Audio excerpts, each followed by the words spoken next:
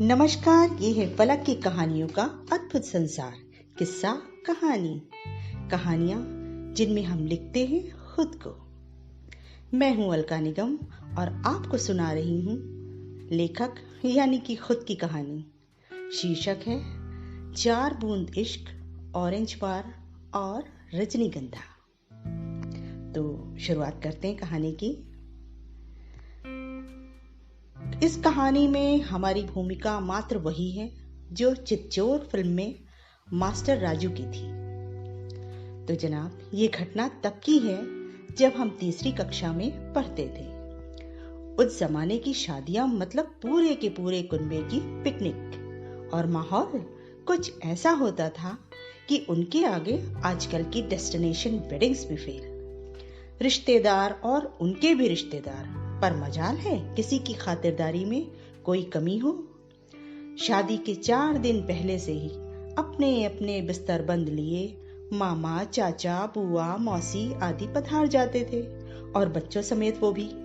हर उम्र की फसल लहलहाती मिलती थी। अब ऐसे में जवान और हम उम्रों के बीच आंखों की गुस्ताखियां होना तो लाजमी था। इन्हीं में से कुछ प्रेम कहानियां परवान चढ़ जाती थीं, तो कुछ अनकही अधूरी दास्तान बनके रह जाती थी। तो गोया ये खूबसूरत घटना है हमारी बड़ी जिज्जी अर्थात हमारे घर की सबसे बड़ी बेटी के विवाह की। सभी रिश्तेदार अपने अपने बिस्तरबंद समेत पधार चुके थे, सभी बहुओं के मायके वाले भी। ऐसे में हमारे घर में भी एक छोटी सी प्रेम कहानी ने जन्म लिया। दोनों से ही हमारा रिश्ता था, भैया से करीबी और दीदी से थोड़ा दूर का। अब चूंकि हम दोनों के बीच वैसे ही कॉमन थे जैसे हवा पानी में ऑक्सीजन, और उस जमाने में व्हाट्सएप और मैसेंजर भी नहीं थे, तो हमें ही कबूतर बना दिया जाता था और हम फुर्र फुर्र इधर से उधर अपनी झालर वाली फ्रॉक पहन उड़ते फिरते थे।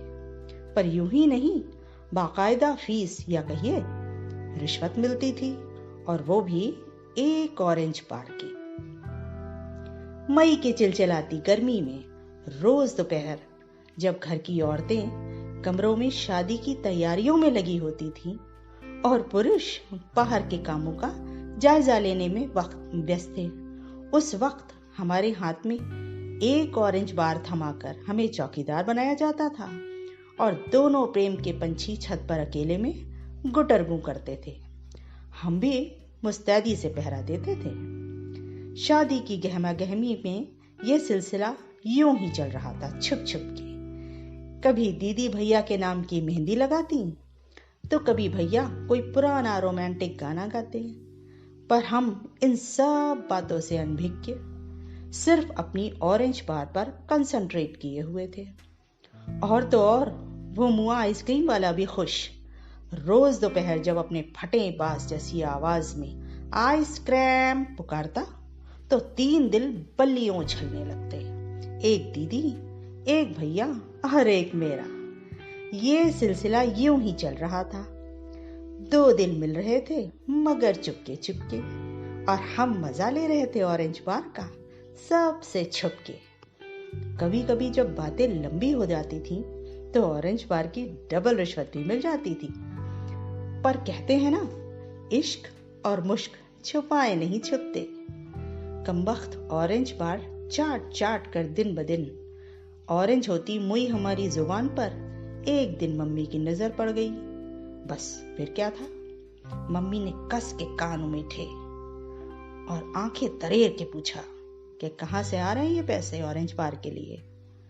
अब हम ठहरे उस जमाने के बच्चे जो आज के जमाने के हिसाब से मिट्टी के माधो या गोबर गणेशी कहलाएंगे। सो हमने भी एक घुड़की में ही सच की उल्टी कर दी। अब बारी थी घर की औरतों के बीच लजीज पकवानों की भीड़ में अपनी खिचड़ी पकाने की।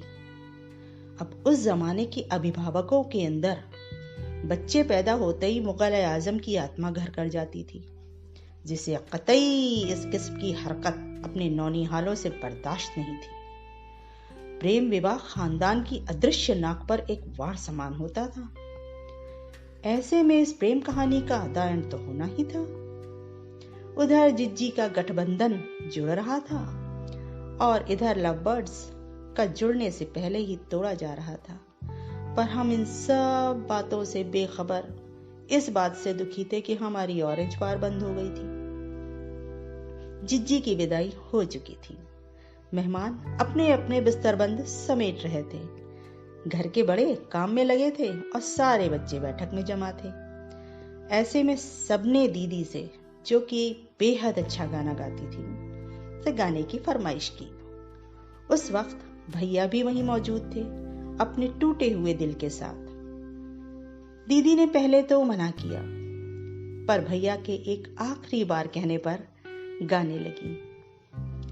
रजनीगंधा फूल तुम्हारे महके यूं ही जीवन में, हाँ यूं ही महके प्रीत पिया की मेरे अनुरागी मन में। बेहद सुरीली आवाज, न जाने क्या कशिश थी दीदी की आवाज में कि सब खो गए। और दीदी भैया शायद वो भी एक दूसरे में। गाना खत्म होते होते आखिर दीदी का दर्द उनकी आंखों के रास्ते बह ही निकला। दीदी सुबक सुबक कर रो रही थी और भैया निरीह से उन्हें देख रहे थे। और हम उस वक्त उनकी भावनाओं से नितांत अभ्यक्त आले दर्जे के बेवकूफ जैसे ये समझ बैठे कि इस गाने के आखिर में रोना आवश्यक है, अर्थात इस गाने का ही एक हिस्सा है। इस घटना को घटे तकरीबन 4 दशक से अधिक हो गए। दीदी अपने नाती पोतों के साथ खुश है और भैया, उनके घर भी तीसरी पीढ़ी पदार्पण कर चुकी है और यहाँ हम भी सास बन चुके हैं। पर आज भी जब हम ये गाना गाते हैं तो ना जाने क्यों अंत में आंसू निकल ही पड़ते हैं। अब पता नहीं ये आंसू उनके अधूरे प्रेम की कहानी के कारण आते हैं या हमें ऑरेंज बार ना मिल पाने के कारण। ये तो ईश्वर ही जाने। बस ये कहानी इतनी ही। अभी आप सुन रहे थे अलका निगम की आवाज में स्वयं उनकी ही लिखी कहानी 4 बूंद इश्क, ऑरेंज बार और रजनीगंधा। फिर मिलते हैं एक नई कहानी के साथ। नमस्कार।